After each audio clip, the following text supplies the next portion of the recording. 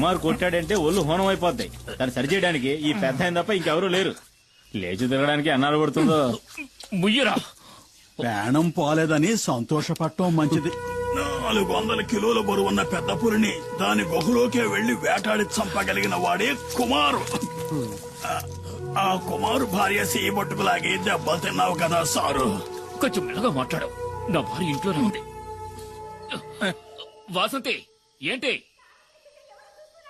వాడు పువ్వాడు శశి అయి ఉంటాడు. చూస్తూ నుంచుంటావా? వెళ్ళి పట్టుకో. నన్ను పట్టుకోలేరు. నేనేది సరిగ్గా చూడలేదు. ఆవిడ ఏదో చూసి భయపడాల్సింది. ఎవడ్రా నువ్వు? ఏంటా కంగారు? నేను దారిని పోయేవాడిని సార్. దారిని పుచ్చి ఇక్కడ పడ్డాను. ఆగక్కడ.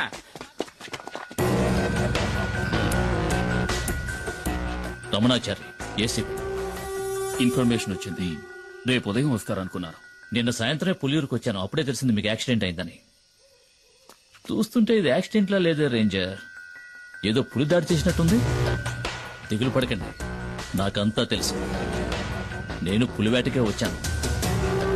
దానికి ఈ రేంజర్ సహాయం కూడా కావాలి. మీ పేరేమిటండి? దివాకర్ సార్. సరే, మీరిక వెళ్ళొచ్చు. ఈ వైద్యుని కూడా తీసుకువెళ్ళండి. నేను ఈ రేంజర్ తో కొన్ని విషయాలు మాట్లాడాలి. ఇది తమాషా కాదు కుమార్, జాగ్రత్తగా ఉండాలి. ఇంతవరకు పోలీస్ ఆఫీసర్లు ఎవరు నేను వెతుక్కుంటూ ఈ ఊళ్ళోకి రాలేదు. ఇదే మొదటిసారి. కుమార్ ఏం చేశాడని? చూడనా, నువ్వు విషయం తెలియకుండా మాట్లాడుతున్నావు. పులిని చంపిన కేసు అయితే దానికి జామీన్ కూడా ఇవ్వరు. నేనే పులిని చంపానడానికి సాక్ష్యం ఏమిటి? అయ్యో కుమార్, ఎఫ్ఐఆర్ రాసింది ఆర్కే గనుక దానికి సాక్ష్యాలేం అక్కర్లేదు. ఆధారాలు అంతకంటే అక్కర్లేదు. అడవిలో ఏ మృగాన్ని చంపిన కేసైనా రేంజరే స్వయం సాక్షి అవుతాడు. కోర్టుకు అది సరిపోతుంది. అది చాలదన్నట్టు ఆర్కేను కొట్టిన కేసు ఒకటి. దివాకర్ చెప్పింది కూడా నిజమే కుమార్. కొన్నాళ్ళ పాటు నువ్వు ఎక్కడైనా ఉండడం మంచిది. ఎందుకని? నేనేం వెతుక్కుంటూ వెళ్లి అడవులో ఉన్న పులుల్ని చంపలేదే. చంపాను నిజమే. ఊళ్ళోకి చొరబడి పులియూరు ప్రజల్ని దారుణంగా చంపిన వాటిని చంపాను. అదేం పెద్ద నాకు తప్పనిపించట్లేదు.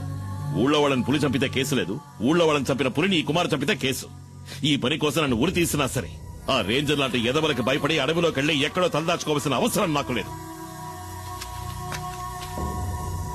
త్వరగా ఆ మూల పెట్టండి, బయటికి కనిపించకూడదు. రేయ్, ఏంట్రా మీరు చేస్తున్న పని? ఏంటి? అన్నయ్య కూడా ఓ మాట చెప్పకుండా అర్ధరాత్రి సరుకు తీసుకొస్తే మేమేం చేయగలం? ఎక్కడని దాచగలం? రేయ్, మీ అన్న సహాయం చేస్తానని చెప్పాడుగా, మరేంటి? రేయ్, అన్నయ్య సహాయం చేస్తానన్న మాట నిజమే. ఇప్పుడు ఆయన ఆ స్థితిలో లేడురా. ఈ పరిస్థితుల్లో అన్నయ్య వదన్ని చిన్నిని వదిలేసి రాలేడురా. అన్నయ్యతో నేను మాట్లాడతాను. ఆయన ఇంకో బండిని మీకు అరేంజ్ చేసిస్తాడు. సరే, అంతవరకు సరుకు ఈ లారీలోనే ఉండని. అదే ఇంకా ఎందుకు ఆలోచిస్తావు? ఇది చేసేది నీకోసం కూడా. ఆ విషయం మర్చిపోకరా. ఏంటి సింహాద్రి? రండి. ఏంటి విషయం చెప్పు. శంకర్ని నిన్న రాత్రి పోలీసులు పట్టుకున్నారు. రామయ్య కుడిబుచ్చం వాడు. గంజాయిన చుట్టూ వాడికొక్కడికే తెలుసు. ఇప్పుడు ఏం చేద్దామంటావా? ఇప్పుడే దాన్ని పులియూరుకు చేర్చాలి. దానికి ఒక్కటే దారింది, కుమార్. అరెస్టోళ్ళు పోలీసులు వెంటనే ఇక్కడికి వస్తారు. వాళ్ళ కళ్ళు గప్పి లోడు తీసుకెళ్లగలిగిన వాడు ఈ పులియూరులో కుమార్ ఒక్కడే. అదెలా జరుగుతుంది సింహాద్రి? ఈ పరిస్థితిలో కుటుంబాన్ని వదిలి కుమార్ అన్న ఎక్కడికి రాడని మని చెప్పాడుగా. ఆ విషయం నాకు తెలీదు. ఈ సమస్య నుంచి మిమ్మల్ని రక్షించడానికి కుమార్ తప్ప ఇంకెవరూ లేరు. మేమంతా ఎంక్వైరీ చేశామన్నా. ఆ రేంజర్ ఇప్పుడు హాస్పిటల్లో ఉన్నాడు. మీకు వ్యతిరేకంగా హత్యానేరం కింద కేసు రిజిస్టర్ చేశాడు. అది కాక పులిని చంపిన కేసు ఒకటి. మేం వెళ్ళడానికి నువ్వు చెప్పిన జీప్ సరిపోతుంది. మిమ్మల్ని పోలీసులకు అప్పచెప్పి ఇక్కడి నుంచి వెళ్ళడానికి మనసు రావడం లేదన్నా. ఇప్పుడు వాళ్ళకి దొరికావంటే జామీన్ మీద కూడా బయటికి రానివ్వకుండా జైల్లో వేస్తారు. అన్నా, ఆలోచించుకునే టైం లేదు. పోలీసులు పెద్ద ఎత్తున బయలుదేరారంట. నువ్వు నీ కుటుంబం మాతో పాటు వచ్చేయండి. ఈ అడవి దాటితే చాలు మనల్ని ఆ తర్వాత పోలీసులు ఏం చేయలేరు. ఇది కన్ఫర్మ్. చూడండి, మిమ్మల్ని పోలీసులు పట్టుకుపోయారంటే మేమేం ఉయ్యోగయ్యో చూసుకుంటాం. కుమార్, ఇక నువ్వేం ఆలోచించొద్దు. ఇక్కడ ఏం జరిగిందో నేను చూసుకుంటాను. నువ్వు మైనాని పాపను తీసుకుని ఇక్కడి నుంచి బయలుదేరు. అన్న, వెంటనే బయలుదేరదాం. పోలీసులు ఎప్పుడైనా ఇక్కడికి రావచ్చు. వస్తారా? రాని. ఒక్క పోలీసు కూడా వంతిని దాటి ఇక్కడ కాలు పెట్టలేడు. కుమార్, నువ్వు వీళ్ళని తీసుకుని అడ్డు రోడ్డు గుండా వెళ్ళిపో. వెళ్ళమంటున్నారుగా, వాళ్ళు వచ్చేస్తారు. వెళ్ళు. ఏదో కావాలనుకుని ఎవడికో భయపడి ఈ పులియూరు గడ్డ దాటి నేనెప్పుడూ కాలు బయట పెట్టలేదు. ఇదే సరైన నిర్ణయం మీకు అనిపిస్తే నేను వస్తాను.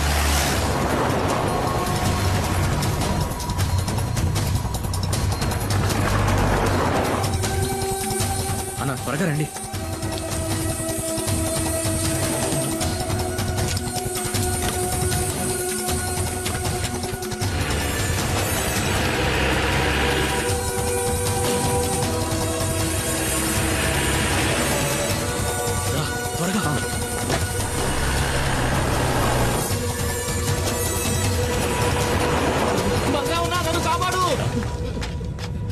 ఏంట్రా? పోలీసులు ఎన్కౌంటర్ చేయాలని చూస్తున్నారు. ఎందుకు? ఆ రేంజర్ పిల్లలు స్నానం చేస్తుంటే తెలియక తొంగి చూసానన్నా. కమాన్, నువ్వు వెళ్ళి ఇక్కడి నుంచి. నేను వంతుని పేల్చేయబోతున్నాను.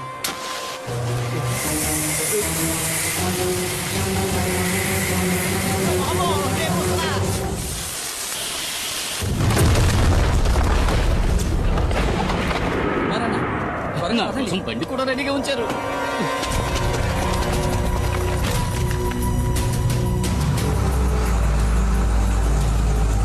వాడు కుమారే కదా? అవును సార్, వాడు కూప్ రోడ్ దారి నుంచి తప్పించుకోవాలని చూస్తున్నాడు. మనం ఎస్టేట్ దారిలో వెళ్ళామంటే అడవి దాటేలోపు పట్టుకోవచ్చు. Don't waste time, move fast sir.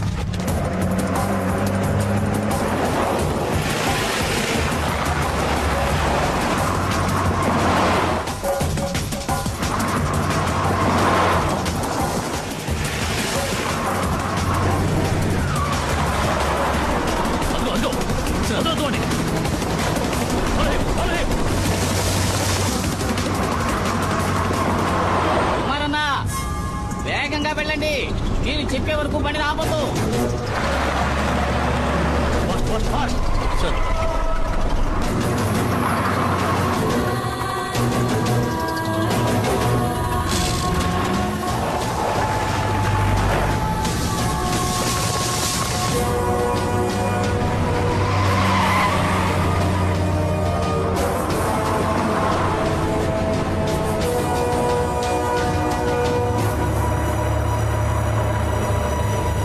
కుమారన్న, పోలీసులు దొరికితే అంతే. లారీ మొత్తం గంజాయే. ఎలాగైనా సరే ఈ అడవి దాటుకుని మా ఏరియాలోకి ప్రవేశిస్తే ఏ రిస్క్ ఉండదు. అక్కడ నిన్ను ఎవరూ ఏం చేయలేరు. నన్ను నమ్ము.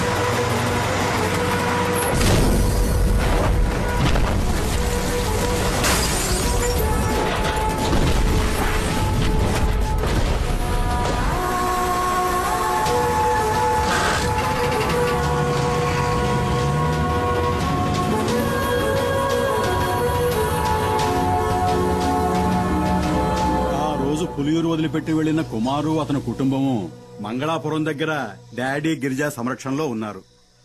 ఇక్కడున్న కేసును మాఫీ చేయిస్తానని చెప్పి ఆ డాడీ గిరిజా కుమార్కి మాటిచ్చాడు. బాధపడొద్దు, అతను తప్పకుండా తిరిగి వస్తాడు. నీ గురించి నేను చెప్తాను, తప్పకుండా సహాయం చేస్తాడు. బాబు, అడగటం మరిచాను, ఆ కుమారుతో ఎవరొచ్చారని చెప్పాలి?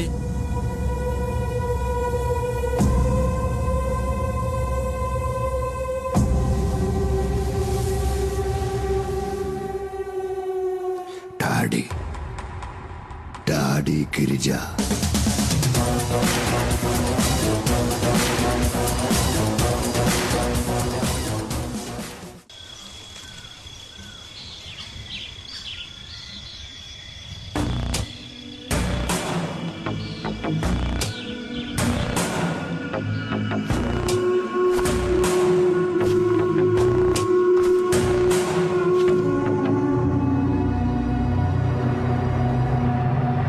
మనం ఎంత దూరం వచ్చాం, ఒక్క పోలీసుడు కూడా మనల్ని అడ్డుకోలేదు. చూసారా, గంజాయాకును పొడిగా చేసి లారీలో ఎక్కించినప్పుడు ఏదో అనుకున్నాను మీ గురించి. ఇప్పుడు కదా అర్థమైంది, దేహ బలమే కాదు మీకు బుద్ధి బలం కూడా ఎక్కువని. కుమారన్నా, కొంచెం మెల్లగా వెళ్ళు. పరిగెట్టిని బాగా లాక్కట్టారు కదా, రోడ్లో గడ్డెక్కడా జారుదుగా. ఇలాగే తీసుకువెళ్ళి పశువులకు మేతగా వేయకుండా ఉంటే చాలు.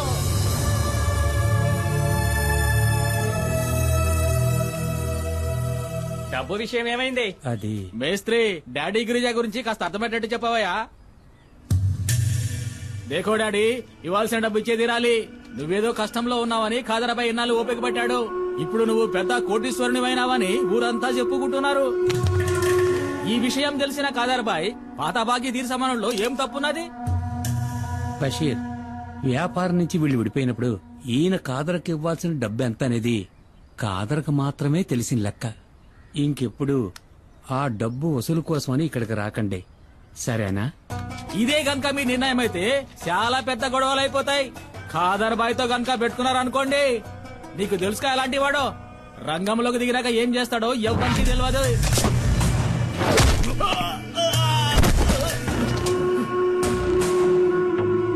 నేను మంగళాపురాన్ని ఏలేసి వచ్చిన తర్వాతేరా ఆ కాతరబాయి గాడు అడుగు పెట్టాడు, పెద్దోడయ్యాడు. ఇల్లు అడిగి చెప్పు, ఆడికి దమ్ముంటే నా ఎదురుగా నిలబడి డబ్బులు అడగమను. బషీర్ ఏంటలా చూస్తావు, వెళ్ళు.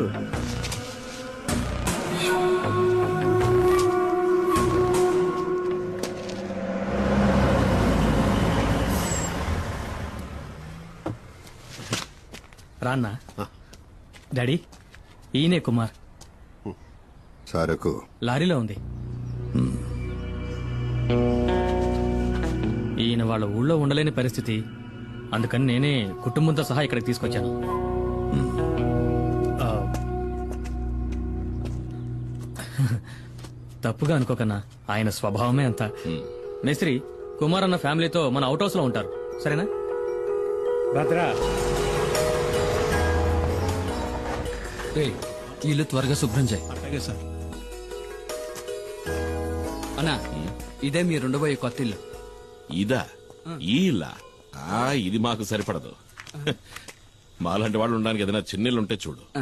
అది సరే, ఇంకేదో అనుకున్నాను. 2 రోజులుంటే అంతా అలవాటు అయిపోతుందన్నా, తర్వాత దీన్ని వదిలిపెట్టి వెళ్ళలేరు.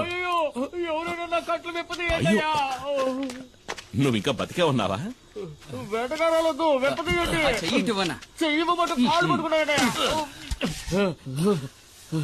నాకు వ్యతిరేకంగా కుట్ర పన్నారు. నీకు ఇదే సరైన శిక్ష. ఎందుకు? స్నానాలు చేస్తుంటే తొంగి చూసినందుకు, నాతో చెప్పకుండా నా బండెక్కినందుకు. నేను అర్జెంట్ గా ఒంటేరుకి వెళ్ళాలి. దానికి నన్నేం ఎక్కడ చేయమంటావు? పోసుకోవాలో చెప్పండి. ఇంట్లోకి వెళ్ళు. ఇంట్లోకా? అరే, ఇంట్లో టాయిలెట్ ఉందని చెప్తున్నా. నాకు ఆరు బయట వెళ్ళడమే అలవాటు. మనీ చూసావా, ఇంట్లోనే వానొస్తుంది. షవర్ అయి ఉంటుంది వదినా. ఏంటో ఈ- షవరా వసే పల్లెటూరు బయట నీకు అలవాట్లేని పనులేం చేయకే. ఇదిగోరా, నాకు ఇంకొంచెం పోయి. ఇదిగో మనీ, ఇప్పటికే మీ అన్నయ్య తడబడుతున్నాడు, ఇక ఆపే. వాడు ఆపడు, నువ్వు మొయ్యి. వద్దులే. మణి, నీకు విషయం తెలుసా? ఒకప్పుడు ఒక జ్యోతిష్కుడు నా చేయి చూసి చెప్పాడు, రే కుమారు, నీకు రాజభవనంలో ఉండే యోగం ఉందిరా అని. అది నిజమైందిగా. జైలుకెళ్లే యోగం ఉందో లేదో ఆ జ్యోతిష్యుని అడిగి చూడు. ఒక్కో రోజు ఇక్కడ జరిగే ఎన్ని సూతా ఉంటే మనశ్శాంతి లేకుండా పోతుంది. ఈయన ఆ రోజు సిద్ధగొట్టిన ఫారెస్ట్ రేంజర్ చావు బతుకుల్లో ఉన్నాడు. అవసరమైతే ఇంకా కొడతానాన్ని. ఎల్లి కొట్టు. రేంజర్ని చూస్తేనే నాకు ఒళ్ళు మండిపోతాయి. వాళ్లే మా నాన్నని పులి చేత చంపించిన లుచ్చాగాళ్ళు. వాళ్ళు వదిలిపెట్టినాం, నన్ను ఉరిదీస్తారా ఏంటి? ఆడు సచ్చాడంటే అదే గతి. పోయిరా సుబ్రమణి, ఇంకా పోయి. తాగి తాగి సావుని. కరెక్ట్ గా చెప్పావు. అక్క చెప్పిన దాంట్లోనూ విషయం ఉంది. మీరు ఇలాంటివి తాగి చావకూడదు. మిగతా నేను తాగేస్తా. ముట్టుకున్నావనుకో చెయ్యి నరికేస్తా. ఇదిగో సుబ్రమణి, నాకు గ్యాస్ వెలిగించడం చేత కాలేదు, బయట పోయేట్టివ్వు, అన్నం వండుతాను. ఉండదునా, గ్యాస్ పై నేను వెలిగిస్తాను. అయితే రా. ముట్టుకున్నావో? ఒకసారి ట్రా నాన్న, దేనికి తల్లి? ఒకసారి ట్రా. వెళ్ళి ఏంటో అడగన్నా. జాగ్రత్త. తాకనే తాకను. తాకేవో అయిపోతావు. ఈ విషయంలో కన్న తండ్రి చెప్పినా విన్నంటే విన్నా.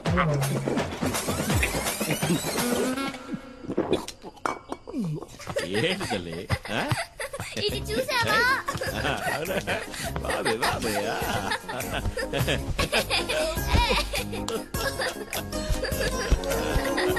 మైనా మైనా, వస్తున్నాను. పీక దాకా సారాయి తాగి పిలుస్తున్నాడు చూడు, మైనా మైనా అంటూ. ఏంటి? నువ్వు వచ్చి ఈడ పడుకోద్దా?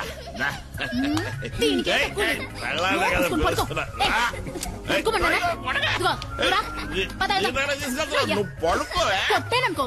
నువ్వు పడుకోవా? నువ్వు రావే. సరే, నిద్రపోమని చెప్పానా? పద. తాప తీసుకురావడానికి వెళ్తున్నారా? అన్నా, నేను ఇక్కడ పడుకోనా? ఆ? అదే, నేను ఇక్కడ పడుకుంటాను, మీరు మీ కుటుంబంతో సహా బయట పడుకోవచ్చు కదా అని. ఏంట్రా?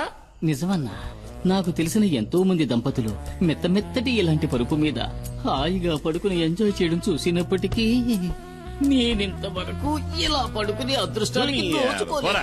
ఇక్కడ ఉండడానికి లేదు, మీ ఊరికి పోరా. నువ్వు తమాషాగా అంటున్నావు. రేయ్, మళ్ళీ నువ్వు నా కండ పడ్డావో చంపేస్తాను నిన్ను. అనయ్య అనయ్య వాడిని ఇక్కడి నుంచి పంపించేస్తే మనం ఇక్కడ ఉన్న విషయం పోలీసులకు చెప్పేస్తాడు కదా. అయ్యో అదొకటి ఉంది కదా. అక్కడే ఆగు. ఈ రాత్రికి వదిలే అన్నా, రేపు తెల్లారుజామున వెళ్ళిపోతాను. పోనీ ఎల్లుండి, ఆవలెల్లుండి. మర్యాదగా చెప్తున్నా, నేను మర్యాదగానే వెళ్తా. ఉండమన్నాను కదా అని ఎదవేసారు వేసావనుకో, అంతే సంగతి. గుత్తి గులాబ్ జామ్ అయిపో. లేదన్నా, మన ఊరి పోలేరమ్మ మీద ఒట్టు. ఎవరు స్నానం చేస్తున్నా నేను తొంగి చూడను. నేను అసలు స్నానం చేయను. ఒకవేళ చూస్తే నీ తల పగిలిపోద్ది. కుమారన్న, ఒక చిన్న ప్రాబ్లం. ఏంటి? లారీలో ఉన్న సరుకు ఎలాగైనా ఈ రోజు రాత్రికే ఫార్మసీకి చేర్చాలి. ఫార్మసీ అదెక్కడ ఉంది? ఇక్కడ నుంచి 3-4 గంటల ప్రయాణం ఉంటుంది. త్వరగా వచ్చి బండి తీయనా? అయ్యయ్యో, నేను ఇప్పుడు బండి తీయలేను. అదేంటి? కొద్దిగా వేసుకున్నా. మందు కొట్టి నడిపితే నెమల వాహనానికి కోపం వస్తుంది. ఇంతకుముందు 2 సార్లు అట్లా జరిగింది కూడా. మనం రేపు ఉదయం. అయ్యో కుమారన్న, అది మంచిది కాదు. రాత్రిలో లోడ్ దించేయాలి. పొగలైతే చాలా రిస్క్ అవుతుంది. ఇబ్బంది పెట్టకండి. సరే పర్వాలేదన్నా, లారీ తాళాలివ్వండి, నేను తీసుకెళ్తాను. వద్దు అన్నా, తెల్లారలోపు నీ లారీ ఇక్కడ ఉంటుంది. వేరే దారి లేదన్నా, ప్లీజ్ అన్నా. నా నెమల వాహనాన్ని ఇంతవరకు ఎవరికి ఇవ్వలేదు. ఇవి తాళాలు కావు, నా ప్రాణం. జాగ్రత్తగా నడుపుతాను. థాంక్స్ అన్నా, జాగ్రత్తగా. వస్తాను. అదే బాబా తమ్ముడు,